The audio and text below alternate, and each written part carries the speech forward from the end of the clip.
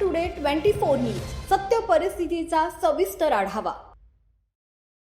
निपाणी तालुक्यातील बेनाडे येथून पंढरपूरकडे निघालेल्या पायी दिंडीचे शिरोळ येथे भक्तिमय वातावरणात उत्साहपूर्ण स्वागत करण्यात आले।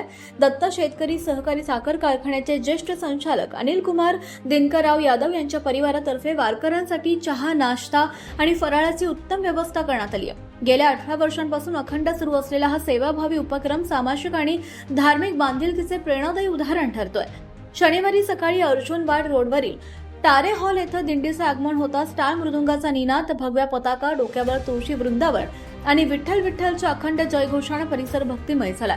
अनिल कुमार यादव यांनी सर्व वारकऱ्यांचे स्वागत करत संत परंपरा समाजाला समता, बंधुभाव, सेवा, सदाचाराची प्रेरणा देत असल्याचं सांगितलं।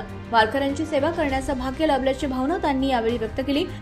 बेनाडी ते पंढरपूर ही पायी दिंडी परंपरा स्वर्गीय सुरत सिंग बेनाडीकर यांनी सुरू केली होती। सुरुवातीला अवघे 50 वारकरी सहभागी होत असलेल्या या दिंडीत आज सुमारे 250 वारकरी सहभागी होत असून त्यामध्ये महिला, तरुण आणि ज्येष्ठ नागरिकांचा उत्साहपूर्ण सहभाग पाहायला मिळतोय। यावेळी पालखी पूजन, सेवाभावी कार्यकर्ते आणि मानकऱ्यांचा सत्कार करण्यात आला।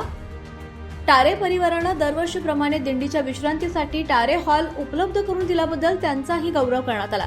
महिलांनी सादर केलेल्या भक्तिमय भजनांनी संपूर्ण परिसर भक्तिरसात न्हाऊन निघालाय। चहा, नाश्ता आणि फराळानंतर वारकरी पुन्हा एकदा टाळ मृदुंगाच्या गजरात, भगव्या पताका फडकवत आणि ज्ञानोबा तुकारामाच्या जयघोषात पंढरपूरच्या दिशेने मार्गस्थ झाले। शिरोळमध्ये झालेल्या या स्वागत सोहळ्यामुळे सेवा, भक्ती आणि संत परंपरेचा सुंदर संगम पुन्हा एकदा अनुभवायला मिळाला। महाराष्ट्र टुडे मराठीसाठी ब्युरो रिपोर्ट पुलकेश कांबळे, कोल्हापूर।